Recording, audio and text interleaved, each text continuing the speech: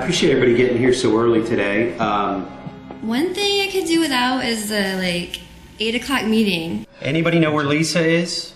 Lisa had to take care of a project I need to get her to work on because we got some other stuff going on. I was supposed to be doing an internship with a cell phone company, but my dad was like, no, you're going to do this with my friends from blah, blah, blah, blah. She replaced our other intern who had to leave basically because her cat was molested by a phantom, if you will. Anybody seen Ken?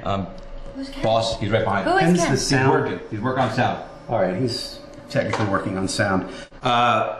We've got a couple things going on today. The most important one is there's a cigar factory over in Armenia, and I've been talking to the building manager over there. They actually had some things. It's good music. Thanks for that. Always helps. I'm trying to pick a new ringtone. Well, that one's only slightly annoying. It's not as annoying as some of the other ones. This is the person they think is haunting the building. His name's Edward Claphammer.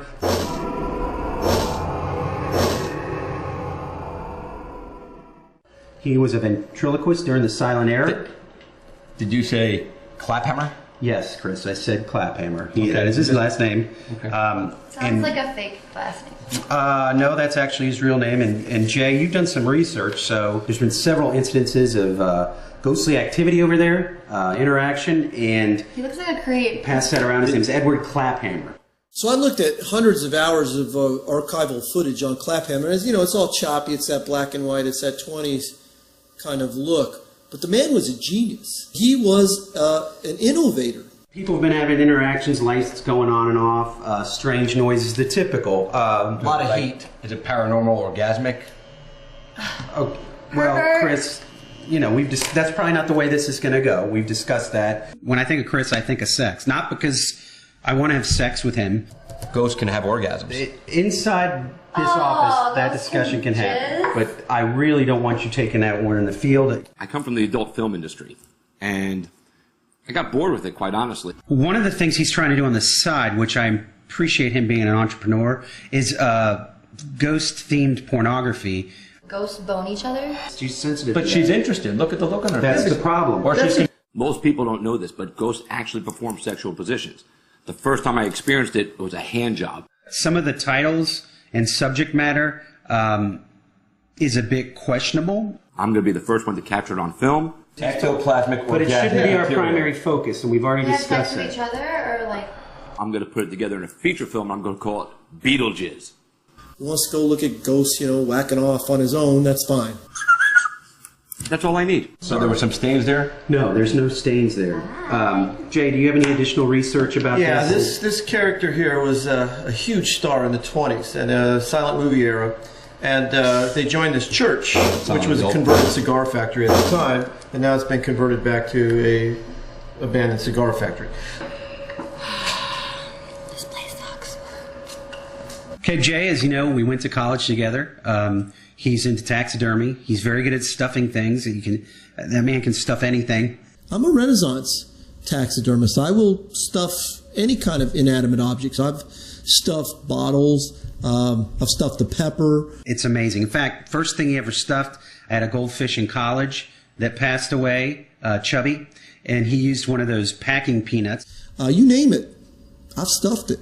I thought Jay was kind of like gay at first because he was like, his pants were kind of tight and he was kind of like squeaky, but then he kind of opened up. And what happened was half the church wanted to follow Claphammer, the other half wanted to follow Woody. And that's where the tension arises, and that's my theory on why we're seeing so many disturbances in this building. Before we get interrupted anyway, I'm going to have Jenny here show us what she's done for us for our logo. Jenny, I think Jenny has something. She designed this. Yes. These are the shirts you got, right? I like your theme song, Jenny. I like your theme song. That's the shirt you designed and printed. Do you like it? He's like, I thought it would be, you know, like, it's Jay, like we're like cheering on the spirits, like sure we're like a team. Ghost.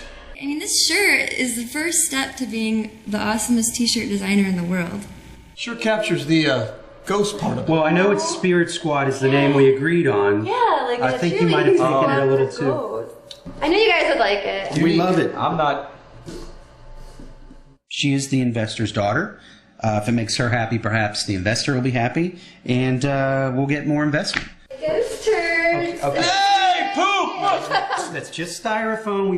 And so you've got Claphammer and Woody, you got activity going on. Is there any of it happen to be? So we're supposed to go over there and talk to the building manager, but I'm going to need us to go over there, be professional, and then... Has Bill found any material, any bodily fluids, any Spirit Squad, stuff? Hewlett speaking. No. Jay gets a call, and it's this woman ranting and raving about a spook in a graveyard. And this woman's got some real paranormal activity. Dude, I'm going to just take your notes and I'm out. I'm going to go see this lady. I got my stuff. And remember, Ectoplasmic orgasmic. You guys remember. I'm out of here. I will miss you. all right. So the rest of us, let's regroup here in about 45 I want minutes. to go take a nap. Okay, you take a nap. I'll bring my shirt, get changed, and we'll meet back here to meet Bill later this Yeah, the afternoon. property manager. Okay.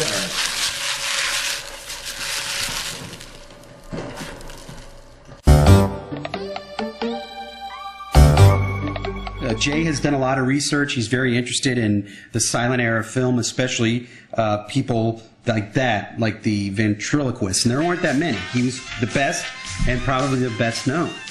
Hardwood, you catch this? This is a classic, Ken. You're on the audio. Yeah, now see Claphammer, these are typical of his skits. He always tried to put a voluptuous woman in his scenes.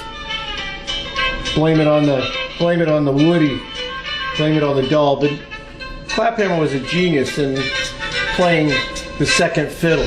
Jay has researched it, and he has determined that the Dakota Indians believed that Woody was actually carved from a sacred tree. This will be the first time we've ever had any puppet residue in the other world. There's a lot of nuances here that modern day actors even use. And these sketches have been copied throughout time. Even the masters of the day, Buster Keaton, you had Charlie Chaplin, and even today, even Jennifer Carpenter. It's very personable. There's a very tactile relationship with a ventriloquist. They keep their hand, they actually insert it up the dummy's rear cavity as deep as they can get it in there. They get the fist in there and work the dummy with that. So it's basically the dummy becomes one with the ventriloquist, and they've got that fist up there, up their back door there, and I think that really helps. There's an energy there. You just can't deny. When two people are together like that, the fist just symbolizing that. You can't deny that energy. And I believe we're going to actually find evidence, the existence of that energy. See that? Tupac Shakur took that. See that hip thing? Elvis. Elvis stole the hips. Watch this stunt. Look at that. See this? Oh, unbelievable. Hilarious in its simplicity. And then he blames it on the dummy. Spielberg stole this for E.T. See, you have the bike going forward, and now you see the bike going backward. That is, oh my God, that's groundbreaking. Spielberg, you rip off. Look at the bike going backwards, Ken. That's vintage E.T. After doing the research on Claphammer, I mean, I was inspired. I started taking community theater. I went out and auditioned for this play.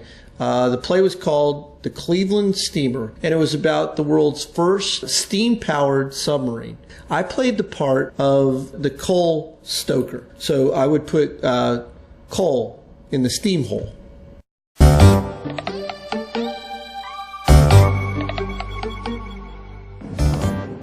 I mean, I think this is going to be a legitimate call. It's right up here, so. 1906 Armenia, Right. according to the notes.